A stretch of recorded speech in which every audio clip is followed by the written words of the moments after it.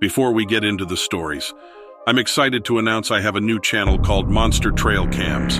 Here's a quick trailer for my new channel. The link is below.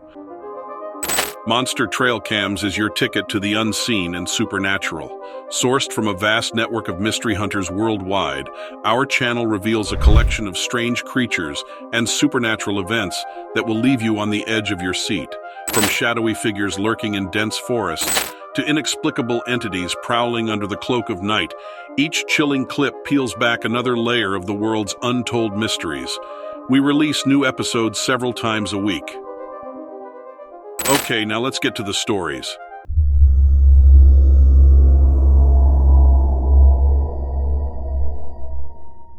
I'm a 10-year veteran of the New Jersey Highway Patrol, so forgive me for not attaching my name to this. I'd be laughed right off the force, but I swear to you every word of what I'm about to say is true. A few months ago, I was out on patrol cruising back roads along the Pinelands when I got a call about some frantic teenagers reporting they'd run into the Jersey Devil.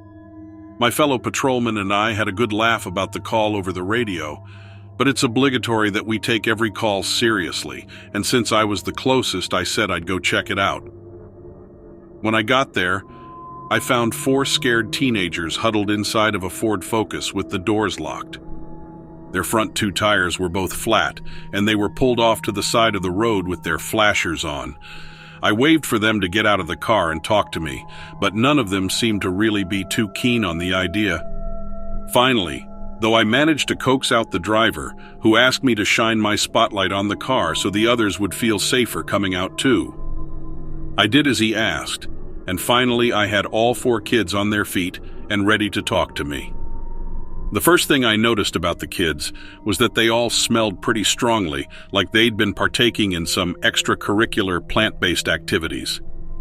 Right off, I figured they had got their hands on some stuff that was a little too strong and had embarked on a real bad trip together.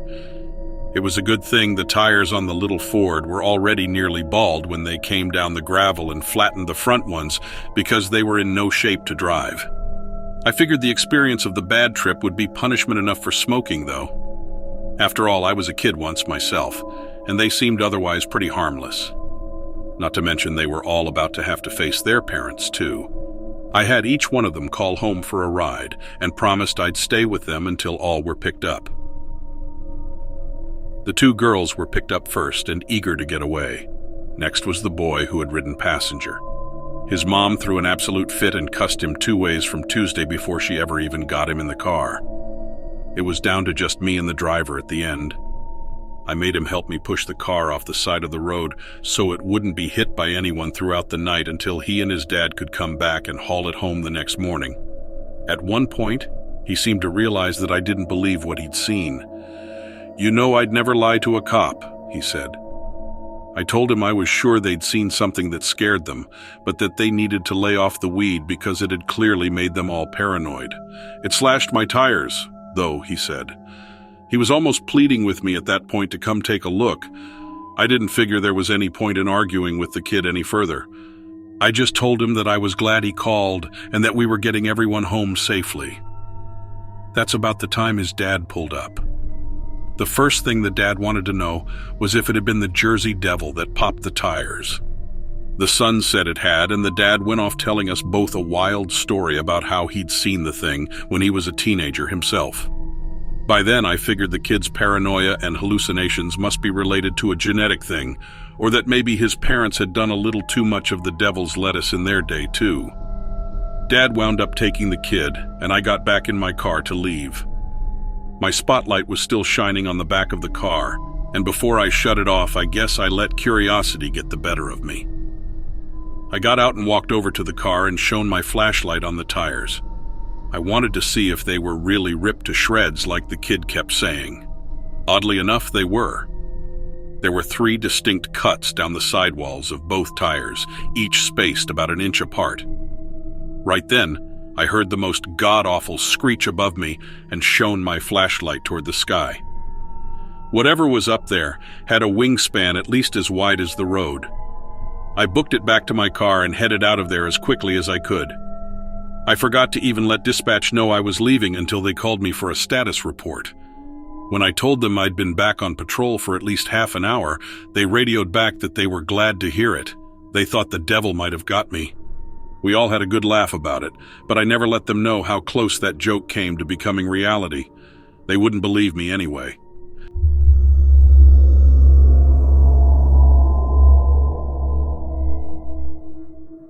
The story I'm about to share happened about 10 years ago when I was working for the government.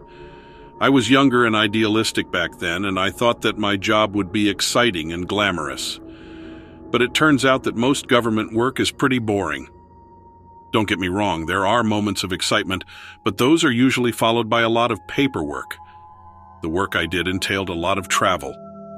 I worked for the National Park Service, and I was often sent to different national parks around the country to check in and make sure everything was up to snuff, inspecting protocols and the like. And it was during one of these trips that changed my view of the government forever. I was in Yellowstone National Park doing a routine inspection of the facilities there when I saw something strange. Now, I can't say for sure what it was that I saw, but it definitely wasn't anything that I had ever seen before. It was some kind of living creature, but it was unlike anything in a zoo or anywhere else. So on my first night there, I was driving around in the evening, really getting deep into the park when I stopped my car to take a look around during a particularly beautiful sunset, and that's when I saw it. The creature was walking on two legs but did not have fur, which was instantly a strange combination to see. I tried to take a picture of it so I could ask someone more knowledgeable what it was, but it ran off before I could get a clear shot. All I can say is that it looked like some kind of reptile or alien creature. It was definitely not anything that is supposed to exist in our world. I would describe it like this. It was about 7 feet tall, and it had light gray scaly skin, but it also had sort of a greenish tinge to it. It didn't escape me that those are especially good camouflage colors for the park. It had a long tail which was very evident when it took off, and I could see that its eyes glowed yellow when I first caught sight of it. That was the creepiest part. The yellow eyes with those sideways slits. I mean, you know you're not dealing with something nice when you see eyes like that. When it ran off, it moved very fast, and it seemed to be able to disappear into the shadows of the setting sun. The movement of its legs was strange too, and it almost seemed to be hopping, but at the same time it was running. Again, not like anything I've ever seen before. I reported what I had seen to my superiors when I touched base with them the next morning, but they brushed it off quickly and told me not to worry about it. Basically, redirected me back to talking about the job I was there to do. However, I couldn't shake the feeling that something was not right. I did some more research using my computer accesses into certain databases we have and discovered that there have been numerous reports of strange creatures in national parks all over the country, not just Yellowstone. And I hate to say, but it also looks like the government has been aware of these reports for years, but they have never acknowledged them publicly. I started to piece together the puzzle, and it wasn't long before I came to the conclusion that the government was covering up a program on cryptid creatures in national parks. They were trying to keep the program and the creatures secret from the public, but I had stumbled upon their secret. I decided to approach the workers at Yellowstone that I had become friendly with and ask them if they had seen anything strange. At first, they were hesitant to talk to me, but after I assured them that I wouldn't tell anyone, they started to open up. I learned that there have been sightings of all sorts of creatures in the park, including some that match the description of the one that I saw. Apparently, this has been going on for years, but they have been successful in keeping it a secret. So all of this information only served to fuel my interest in this subject. I decided that before I left Yellowstone, I would take a hike off the beaten path that goes in the direction that I had seen this thing and see if I could find any more evidence of it. I packed my bag with some supplies and headed out. It didn't take long before I found something odd. There was a trail of large footprints that led deep into the woods. I followed the footprints for miles until I came to a clearing, and there, in the middle of the clearing, was a group of these creatures. Well, 3 to be exact. They were eating and playing and completely unaware of my presence. I watched them for a long while until I started to feel nervous and that I needed to get back. I knew that I had seen something incredible, something that the government didn't want anyone to know about. I also knew that I couldn't tell anyone what I had seen. I just knew that would be bad. Plus, I wanted to keep my job, and that meant just keeping my head low. But this story is something that I have to share. The government can try to keep it a secret, but the truth will always find a way to be revealed.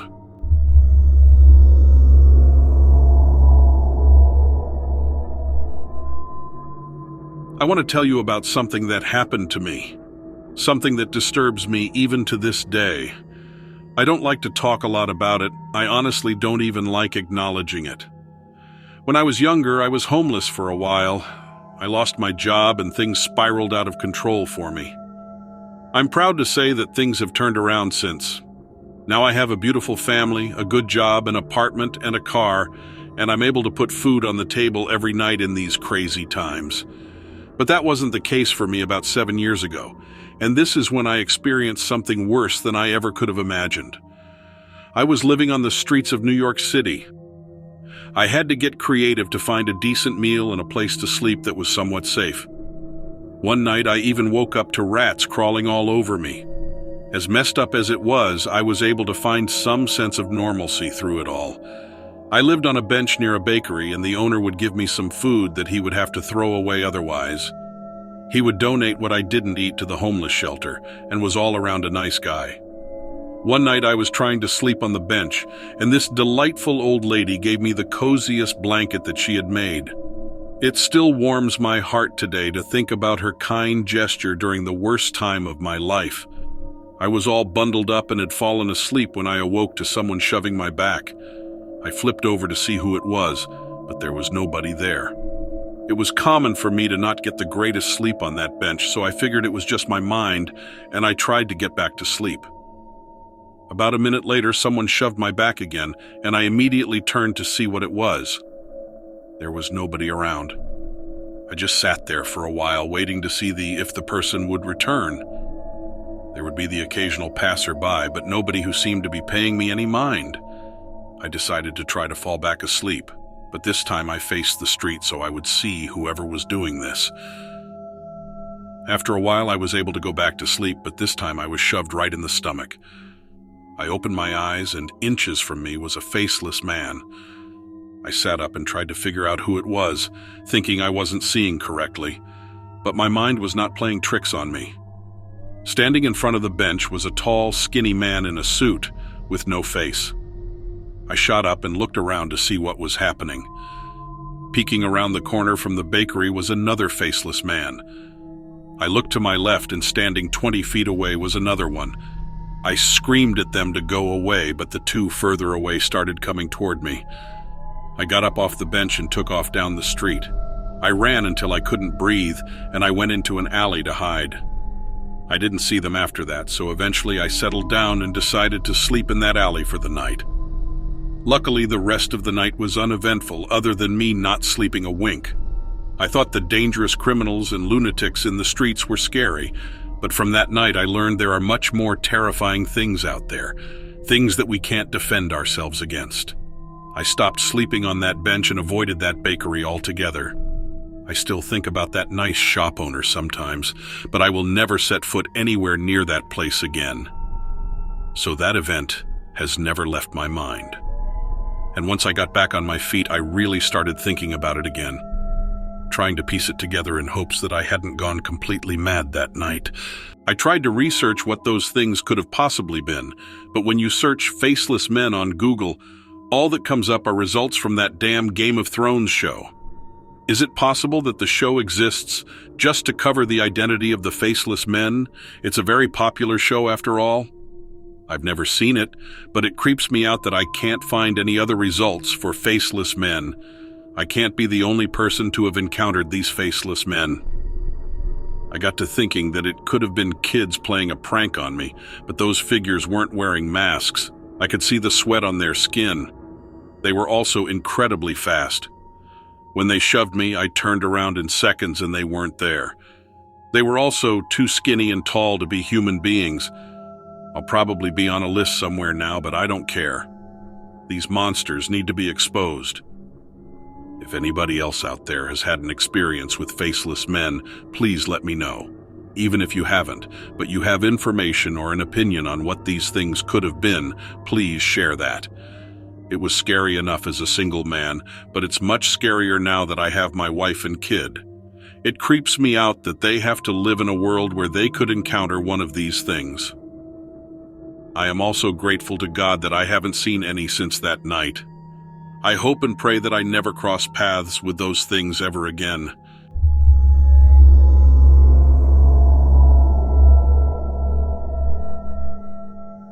I've been noticing some strange occurrences in Newark, New Jersey. I don't exactly know what's going on, but I figured you and your viewers may be interested. I like to explore abandoned buildings and historic sites. Sometimes I post the videos online. I often visit abandoned malls, hospitals, asylums, and even zoos.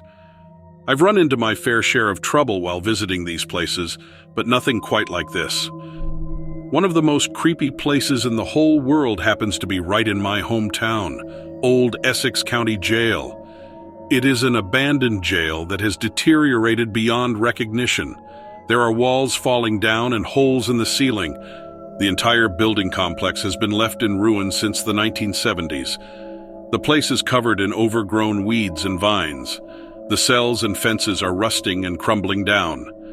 Many squatters and homeless individuals have moved in throughout the years, but they usually end up leaving pretty quickly.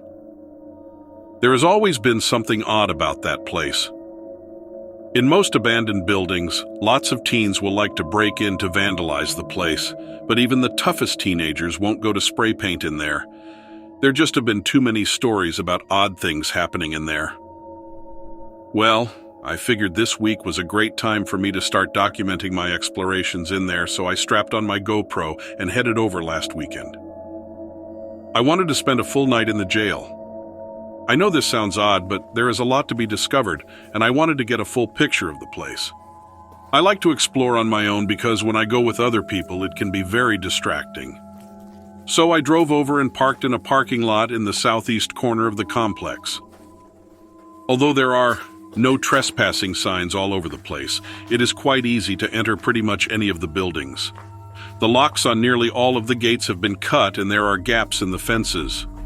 The field along the perimeter is plain and isn't in too bad of shape, just a large grassy area with overgrown weeds.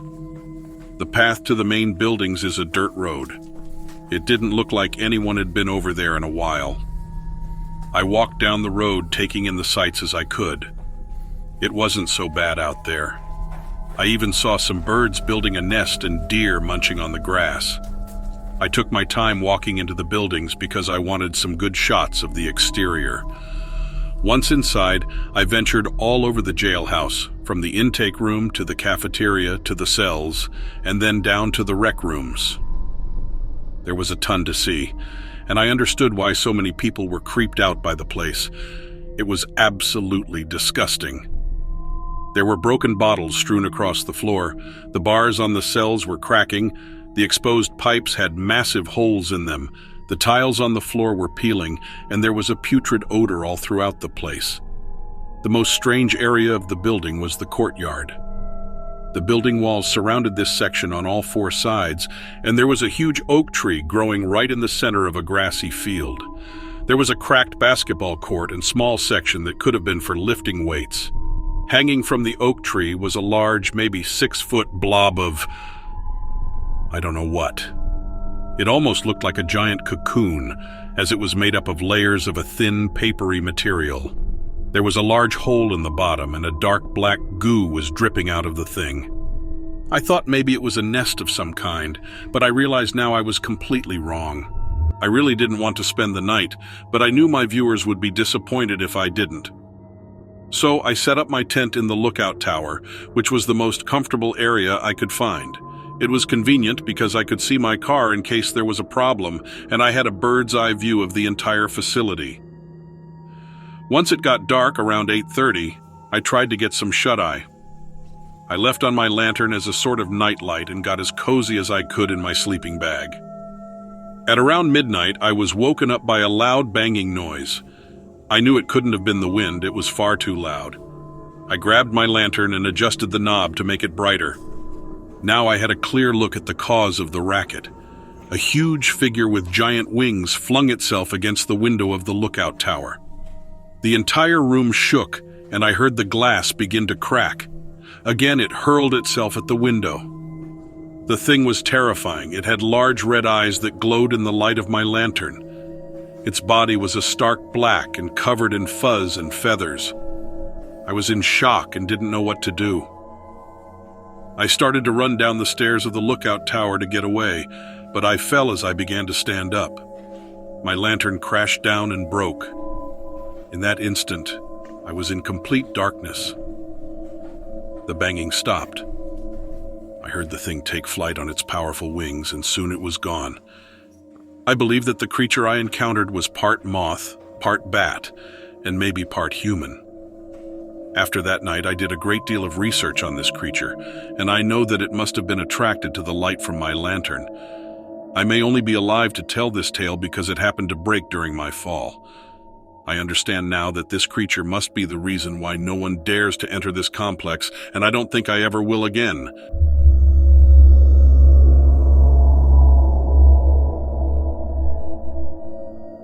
I never thought I'd be one of the people that had a close encounter, but here I am, joining the ranks of the believers. Once you've seen something with your own eyes, it doesn't matter anymore what other people say. I live in Watkins Glen in upstate New York, at the base of Seneca Lake. We have a lot of wilderness areas around here, and we see our share of black bears and deer, and even the occasional moose. I've lived here my whole life. This all started with my daughter, Amy, who's 7. She's our only child, and she spends more time than she should indoors. When I was a kid, I remember my mom had a hard time getting me in through the door for supper. But I guess kids these days are different. Even though I restrict her screen time, she spends a lot of her afternoons just drawing pictures and coloring. I guess that's not so bad, but I think all children need to be outside, enjoying the fresh air, for at least a couple of hours a day. There aren't any kids her age near our house, so that's part of the problem. Our closest neighbor is a half-mile away. I remember it was a Wednesday afternoon when it all started. We like to have chicken on Wednesdays, so I was mixing up a marinade for the chicken when Amy came into the kitchen. She wanted a snack. It was a couple hours till dinner, so I gave her an apple. She whined a little. She'd wanted chips, but like I told her, you don't always get what you want. Amy had been coloring in the living room, but now she was getting bored and right on the verge of cranky. I told her to put on her sneakers and go outside to play for a while. Fresh air is the best cure for a youngster's crankiness, in my opinion. I watched her for a minute through the kitchen window. Our backyard ends at a deep stretch of woods, but Amy knows not to go in them. So far, she'd always followed the rules. Plus, what kid isn't afraid to be alone in the woods? I saw she'd taken her apple with her, and I almost went to the door to remind her to eat it all and not just throw it on the ground. She saw that once when I tried to see how far I could throw one, and you know how kids are, copying everything you do. I got busy preparing dinner then, and didn't watch her too much. About 15 minutes later, Amy was back inside, heading for the fridge. I said, "Hey now, what are you after?" And she told me she needed another apple. "What happened to the first one? Did you drop it?" I asked her. She said no. She gave it to the hairy man. I about dropped the potato I was peeling. "What hairy man?" I was over to the window in a flash, but there wasn't anybody in the yard. Amy told me the hairy man didn't have a name, and that's when I figured she'd imagined it. Probably she dropped the apple and didn't want to say. I know some people will think I should have been more worried, but we aren't near the city or any neighbors, and Amy is given to imaginary friends. I just let it go. Told her no more snacks, go wash your hands for dinner. She did, and then came back to color some more. It wasn't until after she was in bed that night, and I was cleaning up her crayons and papers, that I saw it. A drawing she'd made? I recognized the stick figure, in a red shirt and blue shorts with braids, as Amy, but the figure she'd drawn standing next to her was kind of a shock. It towered over her, all scribbled in brown crayon.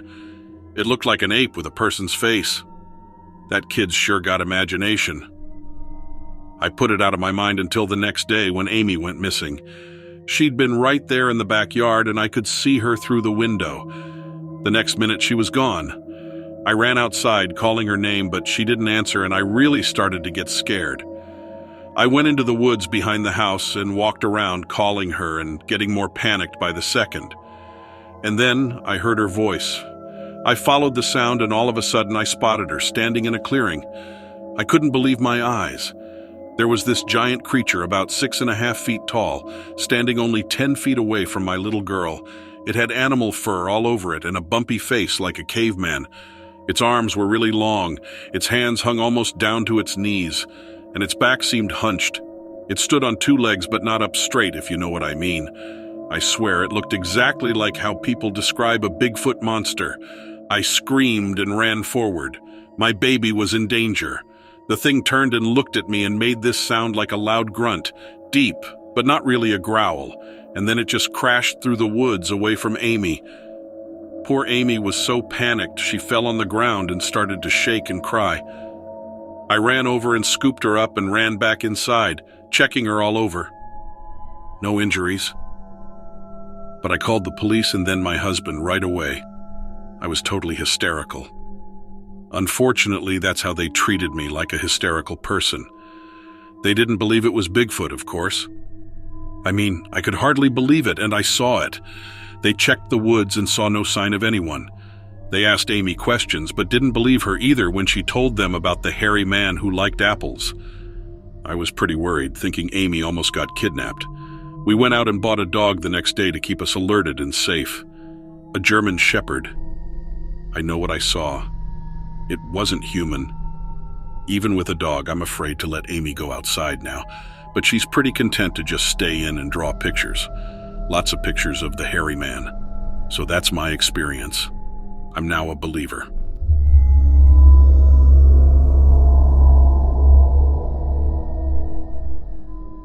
So, I recently moved back to Philly for a job. I'm a few blocks down from my parents' place. My mom and dad are getting up there in years, so I've been spending a lot of time helping them fix some things in their house. Now, a problem my parents have had for as long as I can remember is getting the trash truck to come. Half the houses on their block have been either abandoned or condemned by the city, and the sanitation department will sometimes take their house off the trash route by accident. It's a headache, and it means trash can pile up on our sidewalk for weeks sometimes. So what happened was, about 2 months ago, garbage started piling up again. And to make matters worse, we were throwing out more junk than usual because of the repairs, so our sidewalk was cluttered and our bins were full. One morning, my dad gets up and sees that one of the trash bins was destroyed. My parents used those heavy-duty bins with the animal locks to keep the raccoons out.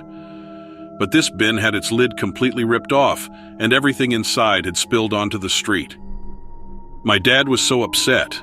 That particular can had been used for our kitchen garbage, so it had old leftovers and food scraps. We figured maybe an animal smelled it and it was too good to pass up. I was annoyed, but I didn't think too much of it. None of us did. It was just a trash can, so it wasn't that big a deal. But then our trash bins kept getting broken into, even when they were pulled off the street and it wasn't trash day. And some of them had dents like someone had taken a sledgehammer to them. Of course, any bags we left out for pickup on pickup day were ripped open. Our streets smelled and looked disgusting on those days. When the trash guys came, it was so bad they couldn't even collect anything. Those guys weren't picking stuff up off the street. This went on for roughly a few weeks, and my mom had had enough. She was completely fed up. She kept asking the neighbors if they had seen anything or anyone out there, and they all said no. At that point, she thought maybe someone had it out for us and was trying to send a message. She called the sanitation department to ask for extra pickups, and they said no, their trucks weren't available to do that. So it looked like no one was going to help us fix this. So I decided to go to the store and get one of those motion sensor floodlights. I got it. I set it up, and I put it on the house above the sidewalk in front of the house.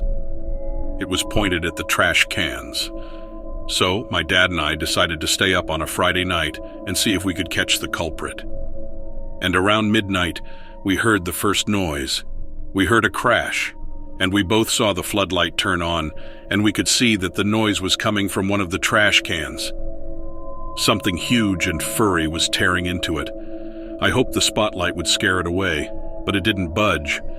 It was too dark to see anything else except the animal's silhouette, but I knew that it had to be bigger than I was. Everything about it just seemed big and muscular. It looked like it could tear apart anything it wanted to. I didn't want to go out there, and neither did my dad. But we had to do something. My dad grabbed a block of wood that was still inside from the repairs, opened the door, and chucked it at the animal as hard as he could. It barely moved when it got hit, but it did look up. And I'm telling you, it had the face of a dog. One of those skinny, mean ones, too. Its eyes even reflected the light like a dog's. My dad picked up another block and threw it, and this time the animal ran off down the street. We closed the door and waited. When we were absolutely sure that it wasn't coming back, we went outside to inspect the damage. Everything smelled like urine and sulfur. And now that we knew what we were up against, things started to make sense. It liked our kitchen trash the best. Even though it obviously wasn't one, it seemed to eat like a raccoon. It was a scavenger. The next day, I picked up some rat poison. Before, we'd been hesitant to use it because we didn't want to accidentally kill someone's pet, but now we just wanted to drive the creature away without getting hurt ourselves. Over the next 2 days, I mixed the poison in with our garbage, and I made sure to sleep over at my parents' house just in case. We set the trash out for the night, turned the floodlights on, and hoped for the best. Everything was a mess in the morning, just like we expected. We figured we wouldn't be able to tell if our plan worked for at least a few days. So when I set our garbage out again a few days after that, I worried that I'd find the same thing as before. But nothing was touched. Our bins were fine, and this time all was exactly where I'd left them. And it's been like that ever since. Hopefully this creature has moved on. Either way, he's gone from our house.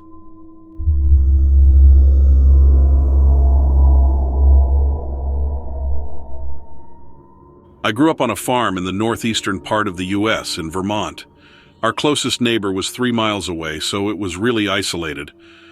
Farm work is hard work, which I knew from watching my parents, but there were so many benefits to growing up in such a rural area. One of my favorite things was when my older sister and I would take a blanket outside at night to look for shooting stars. We'd bring snacks and just lie there quietly, each of us getting 1 point for every shooting star we saw. She was 5 years older than me, so I was never as good as her at spotting them. She would try to point them out, but they often disappeared before I could find them. On one completely ordinary night, my sister pointed to the east and said, "There's one." I saw it immediately. And as it arced across the sky, I couldn't believe how long we were able to track it. Then out of nowhere, 3 other shooting stars zoomed toward it, but seemed to stop in midair. Then all 4 of the lights changed direction simultaneously and started moving in formation toward the south. My sister and I watched this play out wide-eyed. We watched the lights move across the sky, and we craned our necks to follow their path. Once they disappeared, we looked at each other. A second or so passed, and then Laura said, "I think we just saw UFOs." I was only 8, so I was pretty freaked out. I didn't say a word as we gathered up our things and headed through the dark back toward our house. We didn't tell our parents or our brother what we saw because we were both struggling, hoping to figure out some other explanation that wasn't so freaky for the strange lights. The next day, the whole family piled into our truck for a shopping trip to town. Turns out that, to my surprise, people at the grocery store were talking about the weird lights. When someone asked my mother if she happened to see them, she said no, but mentioned that Laura and I had been stargazing the night before. She then turned to us and asked us if we had seen any lights in the sky, and without any hesitation, both of us said no. We didn't want to answer any questions about what we had seen. It was the right decision. There were a few articles in the newspaper about the lights, and some of the people who claimed the lights were UFOs were mocked by the community. The morning DJs at the local radio station even made a song about the Nutsos that thought they had seen UFOs instead of realizing they were military planes on maneuvers, which was the official story. It's now been many years since we saw the lights. But Laura actually brought that night up a few years ago after both of us had had a few drinks. She told me that in the years that followed, she had convinced herself that what we had seen were jets flying the sky. She no longer thought it was UFOs like she told me all those years ago. I argued with her a bit over it, saying how could she do that to me because I still believed what she told me. Eventually, we agreed to disagree. But to be honest, I think that even though she thinks she has talked herself out of the truth, both of us know that those lights were definitely not of this world.